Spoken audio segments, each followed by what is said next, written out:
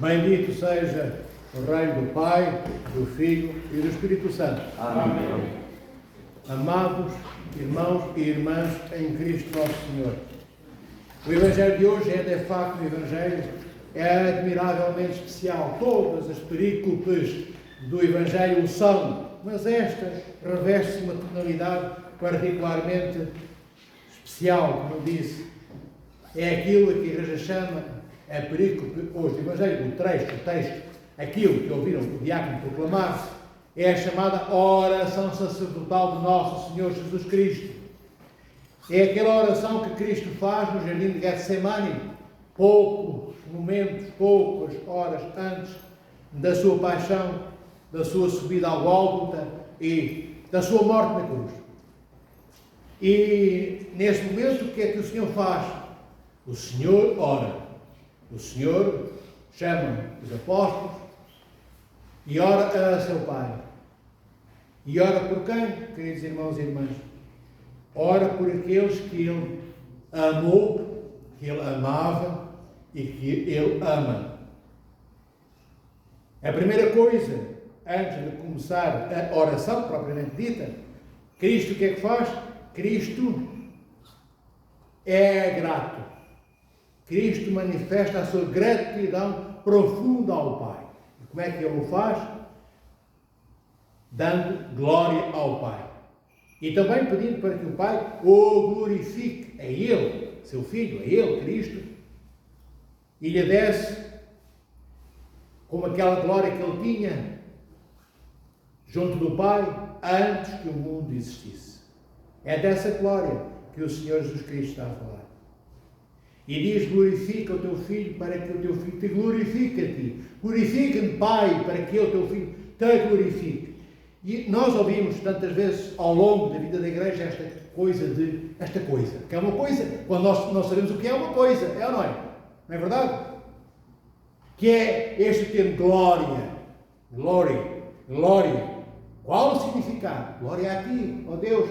Não é? Devemos glorificar o Senhor nosso Deus. Deus é todo glorioso. Falamos glória, e não sabemos o que isso é. Eu digo isto porque eu sei que tenho a certeza que não sabeis. Culpa vossa não, certamente. Culpa minha, de não vos ensinar repetidamente.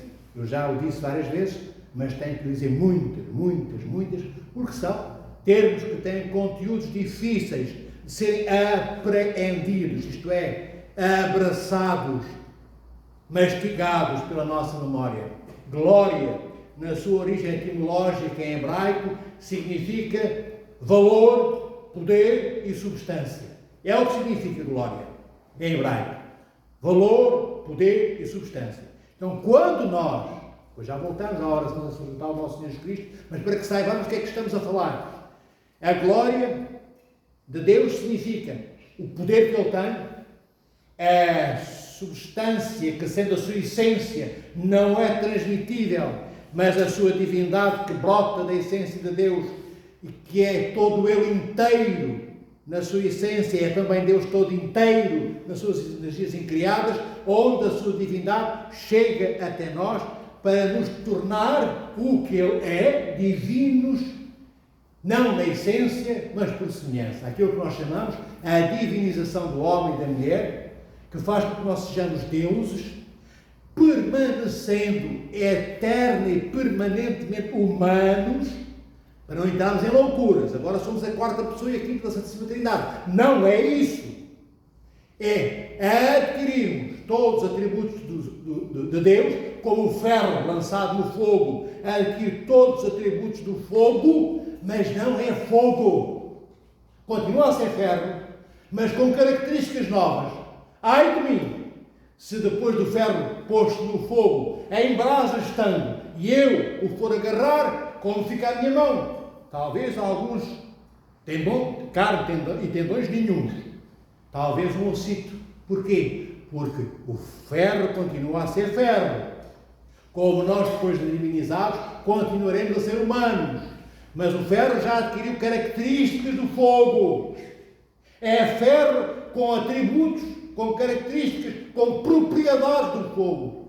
A quentura, em altíssimo grau, que o ferro adquirido do fogo que o ferro adquirido do fogo faz com que o ferro esteja em brasa, é algo que ele não tinha antes. É algo que ele passa a ter depois do contacto com o fogo. Sermos divinizados é algo que nós não temos hoje ainda nas nossas vidas, algo que não temos antes do contacto com o fogo, do contacto com o Senhor que arde, que é fogo incandescente, fogo de amor, fogo de luminosidade, fogo de perdão, de bondade, fogo de presença ativa, fogo de vida que não se esgota e que gera vida na vida que não tem fim. Quando nós tomarmos pela divinização do homem e da mulher contacto a este nível com Deus, então nós adquiriremos, isto é, passaremos a ter coisas que hoje não temos e que depois já não são coisas, são atributos, são poderes, ações que até agora só Deus realiza e que Deus irá partilhar connosco naquilo que nós chamamos os chamados poderes comunicáveis. O que é que são poderes comunicáveis? Já vos disse, e vou repetir até ao fim da minha vida, porque eu sei que isto é difícil para mentes pouco treinadas, intelectos pouco oleados, memórias não musculadas, não fixam com facilidade estas terminologias, estes conteúdos, estas palavras, este léxico, e nós temos tudo para sermos mais do que este pouco que eu lembro a todos vós que nós devemos ser, queridos irmãos e irmãs. Dizia eu, queridos irmãos e irmãs, nós somos pouco treinados na aprendizagem destas coisas que eu gostava de dizer. Este termo, glória de Deus, este como qualquer outro termo, outra palavra em igreja, nós temos que conhecer o conteúdo de cada uma delas, senão, primeiro não sabemos do que estamos a falar, depois não entendemos o que o Evangelho nos transmite, não entendemos nada do que Cristo nos trouxe de informação, de notícias, a chamada boa nova da parte do Pai. Também não nos entendemos uns com os outros, porque utilizamos termos cujos conteúdos conhecemos. Então, vamos ficarmos hoje só por esta palavra. Glória. Glória significa isto. Como eu disse, no hebraico, o que é que significa? A ver se lembra lá, 3 coisas. O que é que significa? E agora acabei de dizer. Poder. Valor. Nunca se diz valor. Valor. Poder. Essência. Substância. Transportando isto agora para aquilo que é o Deus triúnico, a Santíssima Trindade. Então, quando o Senhor começou a orar no jardim de Getsemane, ele glorifica o Pai e pede que o Pai também glorifique ele. Isto é, ele reconhece o peso, o valor, aquilo que o Pai é nele próprio, enquanto substância, enquanto essência, aquilo que faz com que o Pai seja o Pai. É isto que Cristo faz. E como Cristo é o Filho unigênito, cá está outra palavra medonha, quer dizer o que? Unigênito? Unigênito? O único. É o mesmo que dizer o único Filho de Deus. Só que é mais belo, quer dizer o unigênito. Então, Cristo pede ao Pai que também o glorifique a Ele, Cristo, com a mesma glória que Ele, Cristo, antes de encarnar no ventre de Maria, ainda no seio da Santíssima Trindade, enquanto o Verbo, segunda pessoa da Trindade, tinha essa glória antes que o mundo existisse. É o que nos diz o Evangelho de hoje. Então, ele reconhece o que o Pai é e pede ao Pai que reconheça o que ele, Filho, é. Ao ponto de dizer que cuide de todos aqueles que o Pai lhe deu a ele, Cristo, para cuidar, que são os apóstolos e os discípulos somente. Serão só esses? Não. Todos os apóstolos, todos os discípulos, todas aquelas gentes que andavam com Cristo há 1000 anos atrás, e todos nós, de todas as eras, de todos os tempos, de todos os séculos, porque em Cristo não há ontem e amanhã, só há o eterno agora. Quando Cristo diz, na oração sacerdotal de hoje, que Pai, protege-os, acolhe-os, como eu os protegi enquanto aqueles todos que tu me deste, dos quais nenhum se perdeu, a não ser o filho da perdição, fala de Judas. Ele pede, Cristo pede ao Pai que nos proteja. Porquê? Porque o mundo é adverso nos seus apelos. Tudo que o mundo, naquela época, há 2000 anos atrás, e hoje, pior ainda, tudo aquilo que o mundo tem de sinalizações, de placas na estrada, sabe? São aquelas placas que têm escritos os nomes das terras, à esquerda, à direita, pronto. Todas as direções e direcionamentos que o mundo, para os quais o mundo aponta, é para o oposto do lugar onde ele está e para o oposto daquilo que o mundo convida a ser, que é o oposto do que Deus é. Naquela altura era mau e hoje não será melhor. Então Cristo, vejam bem, Ele está próximo, a poucas horas de verter a sua última gota de sangue na cruz, por nós. E o que é que Ele faz? Lamenta-se, reclama junto do Pai. Não. Ele manifesta todo o amor diante do Pai por todos nós. Os que nasceram desde Adão e Eva até o dia de hoje, em que estamos vivos aqui na igreja. E por todos aqueles que ainda vão nascer e morrer, até ao dia em que Cristo vier julgar os vivos e os mortos, na ordem correta, julgar antes disso, antes do julgamento, ressuscitar os mortos e os vivos e depois julgar a todos. É de todos estes que nascerem e morrerem, que vão nascer e que vão morrer, que Cristo fala, amados irmãos e irmãs. E Ele pede ao Pai que todos aqueles que o Pai lhe deu, quem são aqueles que o Pai lhe deu? Foram aqueles que o aceitaram como Salvador. Mas não porque o Pai tenha dado a alguns a possibilidade rara de aceitarem Cristo como Salvador e a outros Deus não deu essa possibilidade e então rejeitaram o Senhor. Quando Cristo diz aqueles que tu me deste, foi aqueles que te ouviram, Pai. Ouviram-te como, Pai? Nas palavras que eu lhes transmiti, que recebi de ti.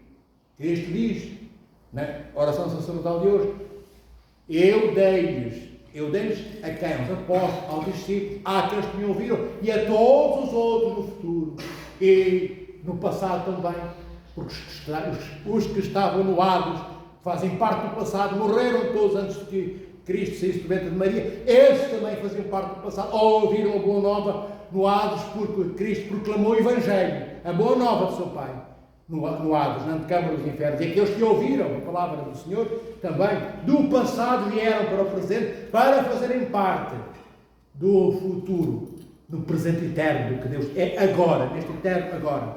Então, o Senhor nosso Deus transmite aos apóstolos não as palavras suas, de sua matriz, de sua formulação, de origem nele, Cristo, mas todas as palavras que lhes dei foram aquelas que recebi de ti, meu Pai.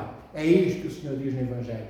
Então hoje na igreja, queridos irmãos e irmãs, nós também temos que transmitir as palavras que recebemos de Cristo e não outras, não ousarmos especular, porque o nosso intelecto não faz mais nada do que mendigar falsas ilusões. Não há nenhum intelecto, amados irmãos e irmãs, por mais admirável e ilustre que seja, que tenha capacidade para transmitir alguma coisa de valioso, seja a quem for, de si mesmo, de si próprio. Então, é bom que façamos no mundo aquilo que a Igreja que está no mundo, mas que toma raiz na Santíssima Trindade, e é divina ou humana, porque a cabeça da Igreja é Cristo e o seu corpo somos nós, mulheres e homens, crianças e velhinhos.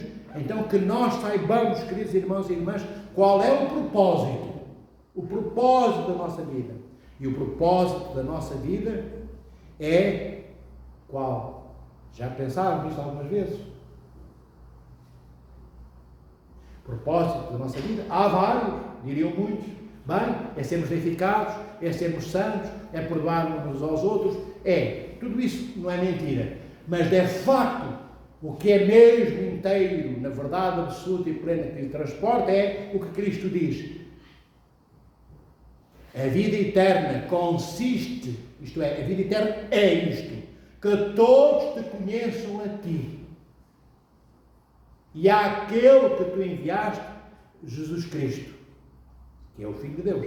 Então a vida eterna consiste em que nós conheçamos o Pai e o Filho enviado pelo Pai.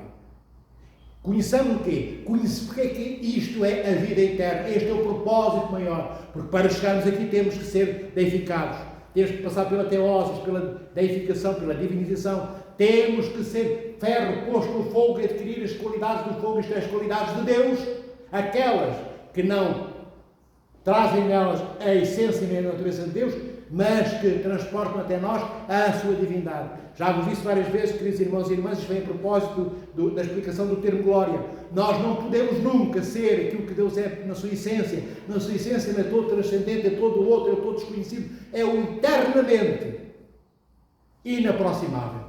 Mas nas suas energias incriadas, Ele é exatamente o oposto. Ele não é transcendente, Ele é imanente. Ele não é aquele que é o todo inaproximável, Ele é aquele que nos toca e que se deixa tocar.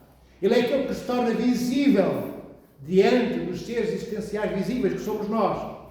As energias incriadas de Deus são a forma de Deus ser plenamente Deus, como é na sua essência, sendo plenamente que Ele é na sua essência, nas energias incriadas. Então, nas suas energias incriadas, Ele está connosco. E o que é que são as energias incriadas de Deus? São as ações de Deus. É quando Deus manifesta visivelmente neste cosmos criado em que nós existimos, manifesta por ação sua o seu amor e nos ama e nós sentimos. E nos ensina também pelas palavras que o próprio Cristo recebeu do seu Pai e que hoje ouvimos na oração sacerdotal, posta diante de nós nos ouvidos, que ouviram pela proclamação do diácono. É quando Deus, amados irmãos e irmãs, se torna presente nos sacramentos da Igreja, do batismo, do matrimónio, no sacramento da ordem, que faz com que haja futuros sacerdotes. Não são os enfermos, que é um sacramento que perdoa os pecados e que também cura o corpo, se Deus entender, e a alma. O sacramento da penitência, o sacramento da confissão e por aí fora. Nesses sacramentos, como eu digo às vezes, os sacramentos são como que rios que transportam do seio da Trindade, da fonte da água viva, a água dentro deles, sacramentos, como canais e rios, até nós, dentro dos quais, desses rios e canais são sacramentos, chega o poder, a graça, a bondade, a beleza, o amor e a presença apaixonante e apaixonada de Deus. É através dos sacramentos que estão impregnados e ensopados as energias incriadas de Deus e também fora dos sacramentos o Espírito Santo está presente. É através desta graça das energias incriadas trazidas ao cosmos visivelmente criado por Deus no tempo e no espaço que Deus se torna plenamente presente. É a forma que Deus tem de nos poder acompanhar como uma mãe que dá à luz um filho, quando o filho sai do ventre, não deixa o filho correr por onde quer, dá-lhe a mão e acompanha-o pela vida, como o pai, se for um bom pai, deve fazer. Então os sacramentos, cheios das energias incriadas de Deus, são isto. São Deus pegando na nossa mão, depois de nos haver criado, não nos abandona, está junto de nós, acompanhando-nos pela nossa vida fora. Para quê? Para que possamos ser o que Ele é, por semelhança, e não por natureza. Por natureza só o Senhor é divino, só o Senhor é Deus. Nós seremos deuses com D, deusas com D minúsculo, mas plenamente aquilo que fomos vocacionalmente, de forma originária, convocados e chamados a que sejamos outros à semelhança do que Deus é. E para ser semelhante a Deus só se pode ser Deus, como eu vos disse, naquilo que Deus nos pode dar. O que é que o fogo deu ao ferro, do qual eu comecei por falar?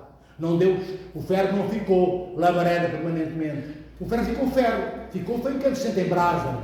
O ferro não se tornou fogueira, não se tornou 1000 labaredas, não. As labaredas que brotavam da fogueira continuaram a ser a expressão da fogueira que está acesa, comendo as madeiras que lá foram postas. Mas a fogueira permanece fogueira, com labaredas e com uma tonalidade, que é aquela exalação de calor, tem, e que a diferencia do ferro em brasa. Nem a cor das labaredas é igual à cor do ferro. A cor do ferro é uma cor quase pimenta, avermelhado. A cor da labareda é amarelada. Vejam, então o ferro não se tornou fogueiro, não se tornou labareda, mas adquiriu atributos, características do fogo. Nós seremos eternamente, repito, humanos, mas divinizados. Passaremos a ter poderes que só Deus tem, a fazer coisas que só Deus faz. Aquelas que nós podemos fazer, como um papel. Aproximai um papel do fogo. O que é que acontece ao papel? Desaparece, não é? Arde, desintegra-se, vaporiza-se. Porquê? A culpa é do fogo? Não.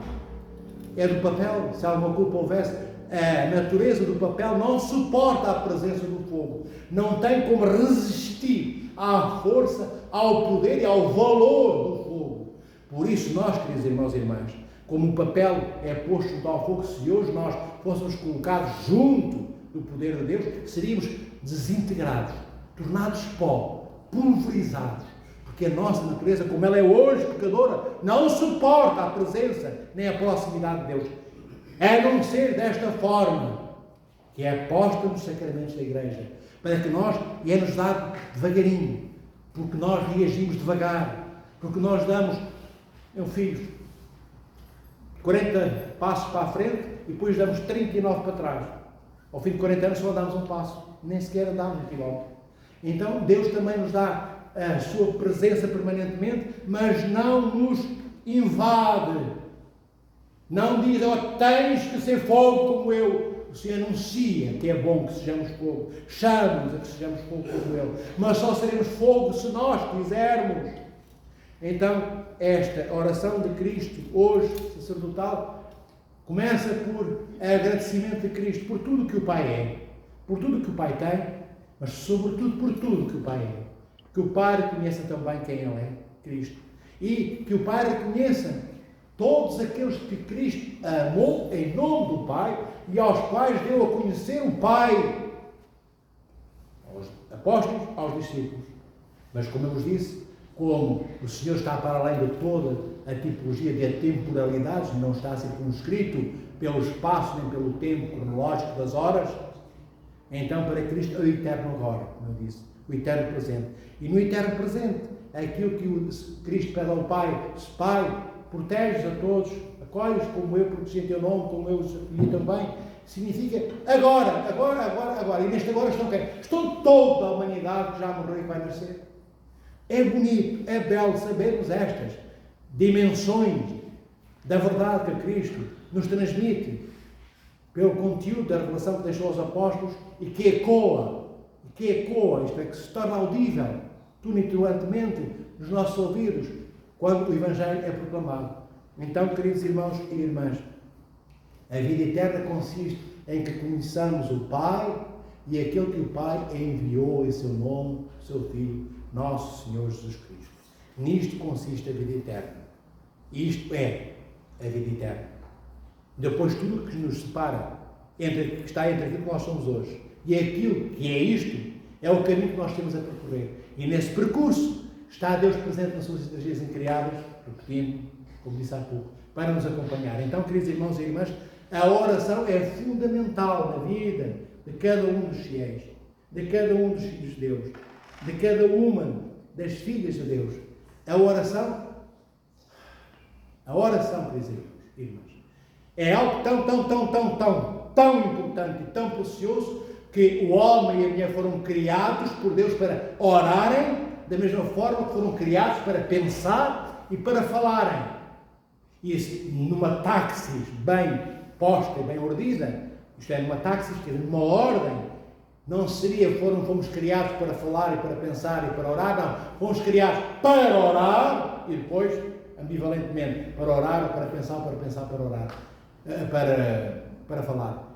Primeiramente, nós fomos criados para orar, para rezar. Porquê? Porque na oração significa que nós reconhecemos o nosso Criador. A fonte da nossa vida é importante. Porquê? Porque se não reconhecermos qual é a fonte da nossa vida, quem nos criou, não saberemos nunca quem somos. Um filho que nunca olhou o pai, nem a mãe nos olhos, porque abandonaram aquele filho com 2 semanas de vida. Como é que ele sabe onde veio? Como é que ele conhece a ancestralidade dos familiares da parte do pai e da mãe? Como se ele nunca viu nem um nem outro? Como?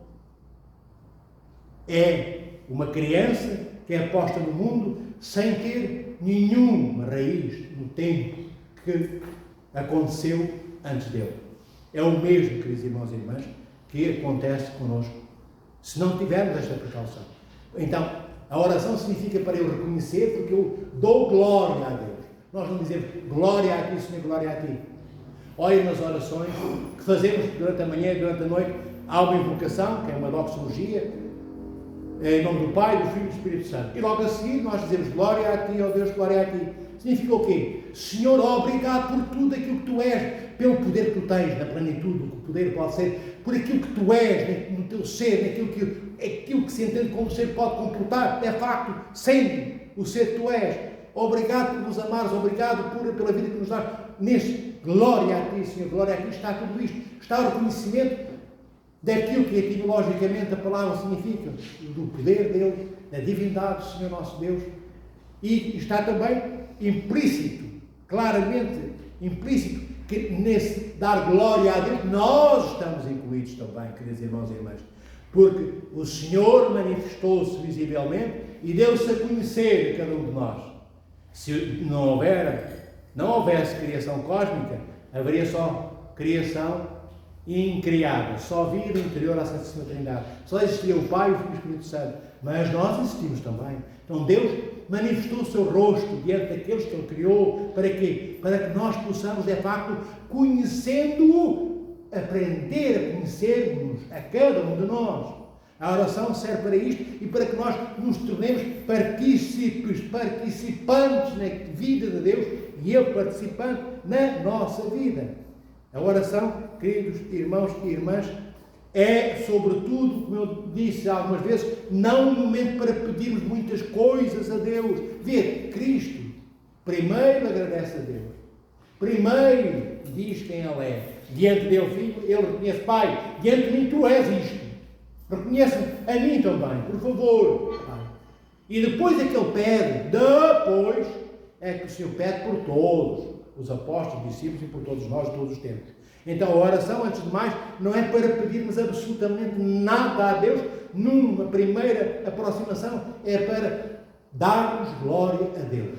É para manifestarmos toda a nossa gratidão pelo que Ele é, pelo que nos deu e pelo que nós somos chamados a ser, e não apenas pelo que somos. Como São Paulo, que diz na sua epístola, primeiro capítulo da epístola de São Paulo aos Filipenses, em que ele diz: abandonei as coisas que ficam e avancei para as que estão diante de mim, para colher o prémio da vocação de Deus posta em nosso Senhor Jesus Cristo. Isto é, aquele chamamento que Deus faz a cada um de nós, que é feito através de Cristo, é isso que São Paulo quer. Então, antes de nos arrependermos dos nossos pecados, nós damos graça, agradecemos a Deus por estarmos vivos. Agradecemos por haver o planeta Terra, por haver o cosmos, por termos irmãos que nos amam, por termos pessoas que nos odeiam e que são um desafio ao nosso amor, ainda medíocre.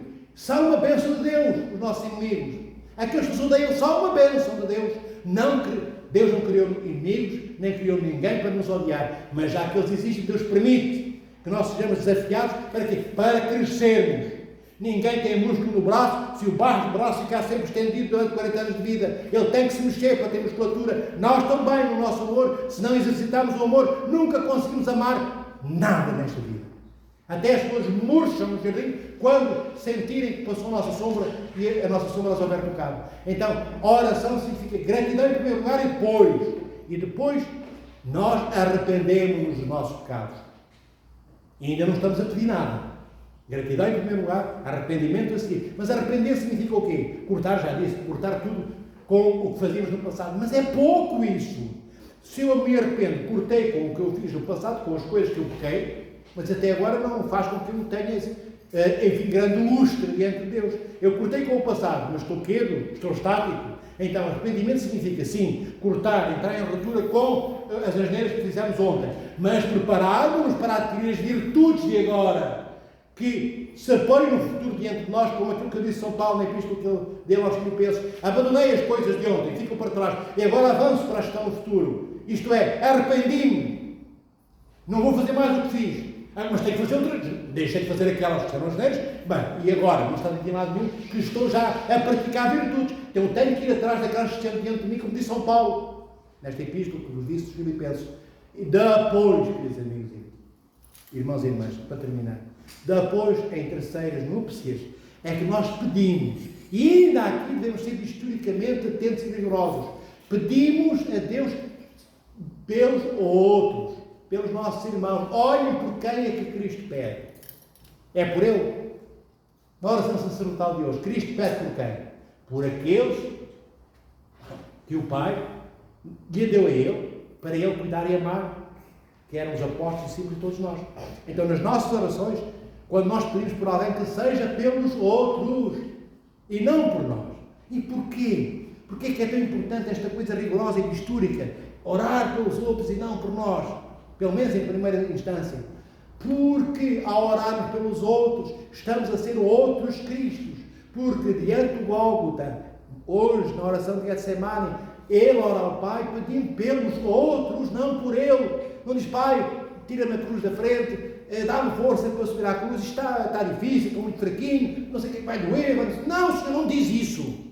Ele pede por aqueles que ele cuidou, que depois não está cá na sua natureza humana para cuidar, e pede ao Pai que cuide e ame. Então nós devemos orar na oração, na terceira etapa daquilo que deve ser a nossa oração, pelos nossos irmãos e irmãs. E como nós vamos orar pelos nossos irmãos e irmãs, Deus lembrar-se-á de nós, lembrando-nos que nos lembrávamos daqueles de quem ninguém se lembrava, que eram as irmãs e irmãos nossos. E os nossos irmãos, porventura alguns, também se vão lembrar que nós orámos por eles, porque vão partilhar connosco as suas vidas, na medida daquilo que o amor permite. Donde, e amados irmãos e irmãs, antes de vos desejar uma santa e abençoada semana, orai. E na oração, primeiro agradecei a Deus. Louvor a Deus. Adoração a Deus. Gratidão a Deus. Depois, arrependimento dos nossos pecados. Deixámos de fazer o que fazíamos, mas não podemos ficar agora assim. Deixámos de fazer o que fazíamos e não acontece nada. Não. Deixámos de fazer o que fazíamos e passamos a fazer o que não fazíamos, que eram as boas obras, as virtudes praticadas por nosso Senhor Jesus Cristo. E depois sim, vamos pedir: Pai, lembra-te, Cristo, Nosso Senhor, lembra-te, Mãe de Deus, Santíssima Virgem Maria, lembra-te de quem? Daqueles que são os meus amores. Um jardineiro que tem um jardim, rega durante mais tempo as flores, ou tomará mais tempo quando toma banho na água que lança sobre a sua própria cabeça? Falo de um jardim normal, não pequenino nem grande. Certamente que regará e gastará mais tempo a regar as flores do que a água que põe sobre ele. É o mesmo, queridos irmãos e irmãs. Devemos dedicar aquilo que nós somos, no amor que Deus nos deu como herança, para irmos lá, onde Cristo vai. Nós não vamos para o desconhecido quando somos chamados a amar os nossos irmãos. Vamos onde Cristo já foi. Quando damos a prioridade a cada um deles e delas, irmãos e irmãs nossos, não estamos outra vez a ir para o deserto da ignorância, não. O Senhor já foi lá, na cruz, por todos nós. Estar com todos aqueles com quem ninguém queria estar. Só a morte nos queria. Só a morte nos desejava. Só a morte medrava, de língua comprida, babando pelo canto da boca, se a boca a morte tivesse, esperando por nós. Só a morte nos aguardava antes de Cristo, a morte eterna. Antes de Cristo vir ao Gólgota. O que é que o Senhor faz? Esventa, é viscera, tirar as tripas, é o que quer dizer, é viscerar, tirar as tripas da morte, matando a morte com a sua própria morte, para que nós pudéssemos e possamos ter vida. Nós, os que éramos mortos, hoje morremos, mas apenas para passar pela dormência de um tempo adormecidos, até que o corpo antigo passe a corpo novo. E porquê corpo antigo passar a corpo novo? Porque é o corpo antigo biológico, físico, é ressuscitado, cheio do Espírito Santo, que o torna novo, que torna aquele corpo um pequeno Deus, como eu disse há pouco, pela divinização.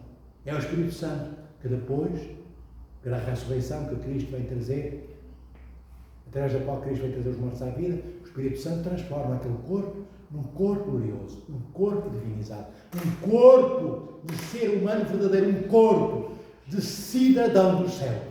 Mas são cidadãos da terra hoje, que são e somos herdeiros da cidadania celeste. E mais, haveria para dizer, até ao final de agosto, no mínimo, sem sair daqui junto de vós, mas não pode ser assim. Então, despeço-me pedindo a todos vós que vos ameis como Cristo vos ama. E de lá onde Cristo já foi, porque não ireis sozinhos, Ele estará convosco em cada passo dessa caminhada. Protegei-vos do amor, não rotuleis os vossos inimigos. Eles não estão lá para serem abandonados, nem desdenhados, nem espezinhados, nem desprezados por nenhum de nós. Os nossos inimigos, aqueles que nos odeiam, estão lá para que nós, aos que nos odeiam, demos o nosso amor, e aos nossos inimigos, dele nos aproximemos. Mesmo correndo o risco de sermos expulsos da sua vida, nós fomos lá onde não éramos amados. Só viremos embora se nos rejeitarem. Porque não devemos impor nossa presença lá onde ela não é desejada, como Cristo não impôs a sua presença na cidade de Gadaria. Lembra-se da história dos porcos? Vai-te embora, que nós queremos o chouriço e o tocinho do porco. não te queremos aqui, estás a fazer perder o negócio. E Cristo foi embora. Então, não nos empenhamos, eu quero dizer, mas que o ódio e a inimizade alheia não nos impeça de sermos Cristo nesta vida. Se não formos Cristo, não encontraremos Cristo. Se não formos Cristo, não encontrarmos Cristo aqui, não encontraremos a vida eterna. E a nossa vida será uma ressurreição para a morte eterna, nos infernos, na presença de Deus, mas impossibilitados de comungar com todo aquilo que Deus é e com todo o seu amor. Então o amor será cáustico, o amor de Deus. Porque não estamos preparados como o papel do qual eu falei há pouco, que aproximando-se da fogueira desaparece. Também nós, se não tivermos um corpo glorioso, seremos pulverizados pelo amor de Deus. Só que não nos desintegramos. Viveremos eternamente na ausência do amor de Deus, tornado presente. Isto é, como é que isto é possível? Parece uma contradição. Então, não, eu estou na ausência do amor de Deus, tornado este amor de Deus presente. Porque o amor de Deus está presente, mas eu não consigo comungar com Deus. E é a força desse amor de Deus, no qual eu não comungo, no qual eu não participo, que me caustica, que me vai, diria eu, despedaçando sem que nenhum pedaço saia do pedaço inteiro do corpo que eu tenho, ressuscitado após a morte, nos infernos. Um dia, se quiseres, se tiveres dúvidas, falaremos um pouquinho mais destas coisas. Estas coisas, amados irmãos, são, diria, um pouquinho mais importantes do que todas as coisas importantes que temos nesta vida. Porque esta vida, com todas as coisas importantes que tem, ela acabará. Nós acabaremos antes da vida do planeta. E estas coisas todas às quais damos importância ficarão com as suas importâncias, nós no túmulo, sem as coisas às quais damos importância. Eu digo isto outra vez, não é para assustar, é para chamar cada um de nós à realidade. Tudo é belo, se for puro no nosso coração quando o olhamos. A terra é bela para ser amada e cuidada. Os casais devem amar-se e amar os seus filhos, e aos avós, e às plantas, e às borboletas, e aos colibris, e aos tubarões, e a tudo, e aos sapos, e a tudo aquilo que entendais. Mas tudo isto fica até ser transfigurado por Deus. Só que a natureza criada à nossa volta, desde os sapos às pedras, queridos irmãos e irmãs, tem uma vantagem sobre nós. É que a natureza do sapo só faz com que ele seja sapo. Um sapo não quer ser peru, nem uma pedra no Everest agora quer flutuar como se fosse uma cortiça no Oceano Índico. Não, a pedra é pedra, lá está, e não sai de lá, não sei que haja uma enxurrada. Isto significa o quê? Que todas as coisas criadas por Deus para além dos seres humanos, tudo que é animal, do reino animal e vegetal, cumpre a sua natureza e nunca se desviou daquilo que foi criado para ser. No reino vegetal, no reino mineral, no reino animal, mas nós desviamos-nos, nós seres humanos, é isso que eu quero dizer, nós desviamos-nos, nós entorpecemos, mascaramos, escondemos a natureza que Deus nos deu, para sermos uma coisa que não somos. É como se fôssemos um sapo e quiséssemos ser peru. Como é que eu posso ser peru se eu nasci com a natureza do sapo? Mas o sapo será eternamente sapo. Então um dia será transfigurado, será um sapo, só Deus sabe como será depois transfigurado, porque todo o cosmos será transfigurado, nada será destruído. Então teremos um sapo luminoso, teremos um sapo cheio de poderes que hoje não tem, entendem, filhos? Mas sapo! E nós ainda resta saber se queremos ser verdadeiramente seres humanos. Só assim poderemos ser divinizados, e Deus como Deus. Ser verdadeiramente humano. E isso só conseguimos no reino dos céus. Mas temos que conseguir iniciar esse trajeto aqui. Bendito seja o nosso Deus, eternamente, agora e sempre, por século, por século. Amém.